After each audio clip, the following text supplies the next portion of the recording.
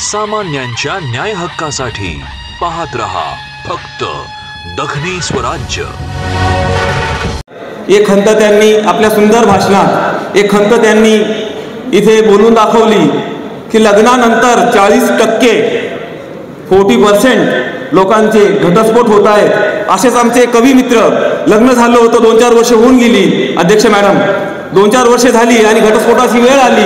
घटस्फोट घेण्यासाठी ते ऑफिसमध्ये गेले, दोघं घटस्फोट देणारे ते अधिकारी तिथे आलेले नव्हते, दोघं बोलत बसले। गिरीजादा आमच्या कवी मित्राची बायको आमच्या कवी मित्राला म्हणाली, तू जसा लग्नाआधी वागत होता तसा लग्नानंतर वागला असता तर कदाचित घटस्फोट झाला नसता। आमच्या कवी मित्रानं उत्तर दिलं, तू जसं लग्नानंतर वागली तशी अगोदर वागली असती तर कदाचित लग्न झालं नसतं। देवीदास तुपे सर, देवीदास तुपे।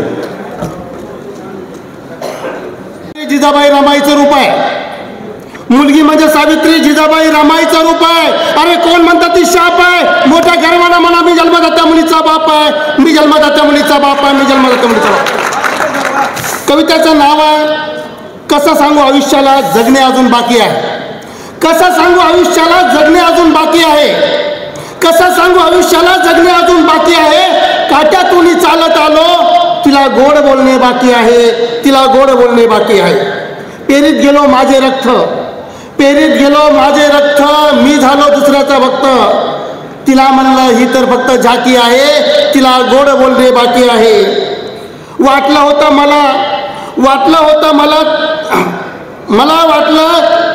मला वाटलं ती सुखी आहे, तिला वाटलं मी सुखी आहे। उलटून कधी बोलली नाही, मला वाटलं मुकी आहे। संसाराला ठिगळ लावून तिनं मला जगणं शिकवलं आहे, संसाराला ठिगळ लावून तिने मला जगणं शिकवलं आहे। मी तर फाटकाच होतो, तिनंच माझं अस्तित्व टिकवलं आहे। पोरं आजारी असल्यावर ती रात्रभर थंडीमध्ये भिजली, पोरं आजारी असल्यावर ती रात्रभर थंडीमध्ये भिजली। माझ्या उजाड झालेल्या आयुष्याला हिरवं करण्यासाठी ती घामानं भिजली। अरे शेतामध्ये काम करून करून ती उन्हामध्ये भाजली, तिचे स्वप्न बाजूला ठेवून माझ्या स्वप्नासाठी झिजली ती मला फक्त एक म्हणते, धनी पैसा अडका काही नको। ती मला म्हणते, धनी पैसा अडका काही नको, फक्त शेवटपर्यंत साथ द्या। म्हातारपणी चालता नाही आला तर हातामध्ये हात द्या। अरे कुण्या दगडानं घडली ती, अरे कुण्या दगडानं घडली ती, एकदा तिच्या पाया पडावं म्हणतो। अरे कोण्या दगडानं घडली ती, एकदा तिच्या पाया पडावं म्हणतो। तिच्या खांद्यावर डोकं ठेवून मन मोकळं रडावं म्हणतो आणि तिचा हातात घेऊन हे जग सोडावं म्हणतो। कसं सांगू आयुष्याला जगणे अजून बाकी आहे। काट्यातून चालत आलो, तिला गोड बोलणे बाकी आहे, तिला गोड बोलणे बाकी आहे, तिला गोड करावं वाटतं की कविता म्हणजे काय? पाखराच्या चोचीतला घास वाली कविता, पाखराच्या चोचीतला घास वाली कविता, पहिला आणि शेवटचा श्वास वाली कविता, त्या कोवळ्या आत्महत्येचा त्रास वाली कविता, येथे जगावी आनंदाने हा विश्वास वाली कविता, काळजातून काळजाला सलाम वाली कविता, काळजातून काळजाला सलाम वाली कविता, इंद्रायणीत तरलेला तुकाराम वाली कविता, आणि या मातीत विज्ञान पेरणारी अब्दुल कलाम वाली कविता। अशीच कविता आपल्या समोर घेऊन येत आहे पैठणहून लक्ष्मण खेडकर सर। मी आदरणीय लक्ष्मण खेडकर सर यांना विनंती करतो की त्यांनी आपल्या रचना सादर करावी। नमस्कार सर्वांना।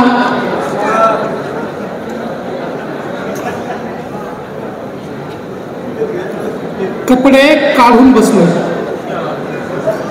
कपडे काढून बसलोय, पण डुबकी मारायचं धाडस होईना। कपडे काढून बसलोय पण डुबकी मारायचं धाडस होईना। आजी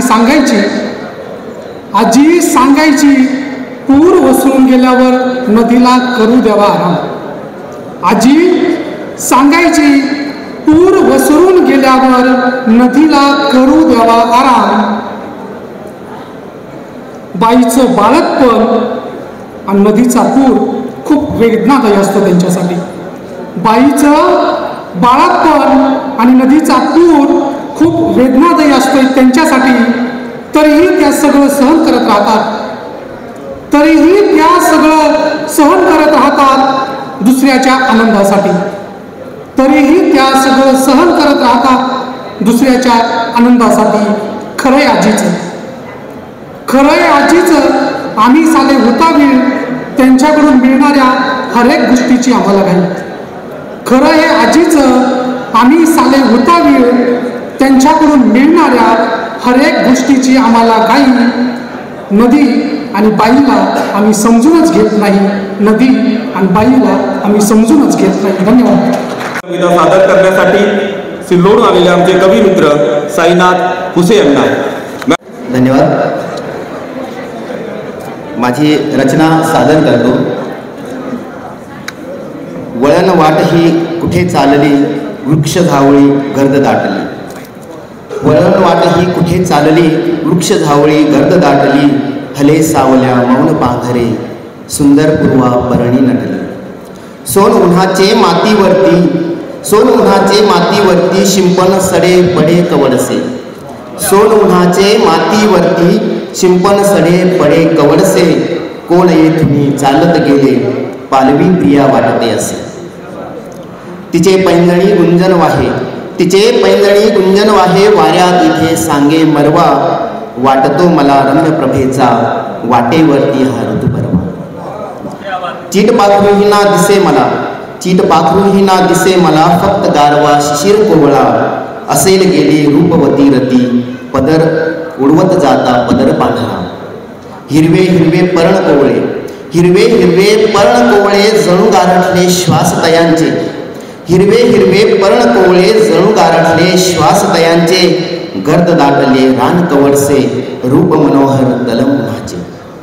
सुगंध वाहे वाऱ्यावरती, सुगंध वाहे वाऱ्यावरती. सोडले असावे केस तिने, सुगंध वाहे वाऱ्यावरती. सोडले असावे केस तिने. पाऊल खुणा उमटत गेल्या, तशी अजून ही वाट रुंदणे. देठ कोवळे वेलींचे ते, देठ कोवळे वेलींचे ते. हेल कावती झोके घेती, मौन सांडले दिसते आहे सुकुमार तिचे वाटेवरती. विस्कटलेली तिची पावले, विस्कटलेली तिची पावले. यदृच्छ तिच्या सांडल्या रुचा. कुसुम कोवळे सोन कवडसे, असेल पडले भांगात तिच्या. शर्ज लावणी कंठ भरून ती, असेल गेली का चारुलता. शर्ज लावणी कंठ भरून ती, असेल गेली का चारुलता. जोग रागती आळवत इथे, जरा थांबली असेल जाता. गवतावरचे दवबिंदू हे पर्णावरती अधीर झाले, गवतावरचे दवबिंदू हे पर्णावरती अधीर झाले. झटकत गेली काय इथे ती, मोकळ्या पटा कुंतलवले. धुक्यात इथल्या किती वादळे, धुक्यात इथल्या किती वादळे. असेल झाली जाताना ती, धुक्यात इथल्या किती वादळे. असेल झाली जाताना ती. हिरवी अन पोपटी नशा ती, म्हणून कोवळ पानांवरती. किती भोगला निरव एकांत, किती भोगला निरव एकांत. गेल्यावरती या वाटेने, मातीवरती झुरती छाया. मुके कवडसे अन व्याकुळणे, मातीवरती झुरती छाया. मुके कवडसे अन व्याकुळणे. धन्यवाद. मला म्हणावं असं वाटतं की जग सुंदर दिसावं अशीच फक्त दृष्टी दे, जग सुंदर दिसावं अशीच फक्त दृष्टी दे. दुःख पाहून कोसळणारी डोळ्यामध्ये वृष्टी दे. काट्याच्याही वेदना कळून असं संवेदनशील मन दे. सोन्या चांदीपेक्षा शाश्वत असं शब्दाचं धन दे. असं शाश्वत शब्दाचं धन आमच्या सर्व शिक्षकामध्ये आहे आणि म्हणूनच त्या शिक्षकांच्या कविता ऐकण्यासाठी असा दर्दीरक्षक वर्ग आमच्या समोर उपस्थित आहे. यानंतर आमंत्रित करतोय आदरणीय विजय शेळके सर, त्यांनी आपली रचना सादर करावी. या ठिकाणी माझी ताई संमेलनाध्यक्ष ती समोर बसलेली आहे आणि तिच्या समोर मी तिचा लहान भाऊ कविता ऐकवतोय. याच्यासारखा सुरेख संगम उभ्या आयुष्यात कुणाला मिळणार नाही, तो मला आज मिळाला आहे. खूप खूप धन्यवाद. पक्ष कुणाचा झेंडा कुणाचा, पक्ष कुणाचा झेंडा कुणाचा. कोण कुणाचा दास होतो, पक्ष कुणाचा झेंडा कुणाचा. कोण कुणाचा दास होतो. बरबटलेल्या माणुसकीचा लोकशाहीला मात्र वास येतो. बरबटलेल्या माणुसकीचा लोकशाहीला वास येतो. यानंतर मी या ठिकाणी कविता सादर करतोय. माझ्या कवितेचं नाव आहे रक्ताळलेल्या जखमांची मलमपट्टी. माझ्या कवितेचं शीर्षक आहे रक्ताळलेल्या जखमांची मलमपट्टी. जन्मजात, जन्मजात इंजिनियर असलेलो मी, जन्मजात इंजिनियर असलेलो मी. आता घेतोय माप, जन्मजात इंजिनियर असलेलो मी आता घेतोय माप इथल्या जातीयतेने बरबटलेल्या समाज व्यवस्थेची. जन्मजात इंजिनियर असलेलो मी आता घेतोय माप इथल्या जातीयतेने बरबटलेल्या समाज व्यवस्थेची. अन काळीज शून्य असलेल्या माणुसकीची सुद्धा माझ्या कवितेतून. बाबासाहेब शिकवून गेलेत मला कायमचे इथल्या भ्रष्ट अन मनामनातील दुभंगलेल्या. बाबासाहेब शिकवून गेलेत मला कायमचे इथल्या भ्रष्ट अन मनामनातील दुभंगलेल्या दोन तटांना टाके घालण्याचे तंत्र माझ्या कवितेतून. अन इथून पुढेही शिवतच राहीन मी. इथून पुढेही शिवतच राहीन मी शब्दांच्या आरीने. आणि इथून पुढेही शिवतच राहीन मी शब्दांच्या आरीने रक्तातील रक्ताळलेल्या रक्तबंबाळ जखमांच्या दोन्ही तटांना. आणि इथून पुढेही शिवतच राहील मी शब्दांच्या आरीने रक्तातील रक्ताळलेल्या रक्तबंबाळ जखमांच्या दोन्ही तटांना भावनांचे अस्तर लावून एक जीव होईस्तोवर माझ्या कवितेतून. बुटांना गरम पट्टीचे डाग देऊन एक जीव करावी. बुटांना गरम पट्टीचे डाग देऊन एक जीव करावी अशी मी सुद्धा करत असतो विस्कटलेल्या समाज व्यवस्थेची डागडुजी. मी सुद्धा करत असतो विस्कटलेल्या समाज व्यवस्थेची डागडुजी जखमेवर मीठ मारलेल्या शब्दांनी माझ्या कवितेतून. आणि गुणगुणत असतो भीमरायांच्या गीतांची प्रेरक कहाणी. आणि करत असतो इथल्या समाज व्यवस्थेची खोलपिटिंग आतून बाहेरून. खितपत पडलेल्या माणसांची दुःख जळमट बाजूला सारून हाती क्रांतीची मशाल घेऊन मनामनातील ज्वलंत दुःखाची मलमपट्टी करण्यासाठी मी तत्पर असतो माझ्या कवितेतून. धन्यवाद. कविता घेऊन येतील अनिता राठोड मॅडम. माझ्या रचनेचे शीर्षक आहे कविता. रीता कोपरा मनाचा अवघा भरते कविता. रीता कोपरा मनाचा अवघा भरते कविता. अव्यक्त जे सारे व्यक्त करते कविता. अव्यक्त जे सारे व्यक्त करते कविता. भावनेच्या सागरात दीपस्तंभ कविता. वेदनेवर मायेची घाली फुंकर कविता. कष्ट माऊलीचे ओवीत मांडते कविता. कष्ट माऊलीचे ओवीत मांडते कविता. अव्यक्त जे सारे व्यक्त करते कविता. रीता कोपरा मनाचा अवघा भरते कविता. रीता कोपरा मनाचा अवघा भरते कविता. अव्यक्त जे सारे व्यक्त करते कविता. कधी व्याकुळ ताण्यास जोजवी कविता. प्रेम तारुण्यातील सांगे विरह कविता. प्रभीत अंतरंगीची कहाणी कविता. अव्यक्त जे सारे व्यक्त करते कविता. रीता कोपरा मनाचा अवघा भरते कविता. अव्यक्त जे सारे व्यक्त करते कविता.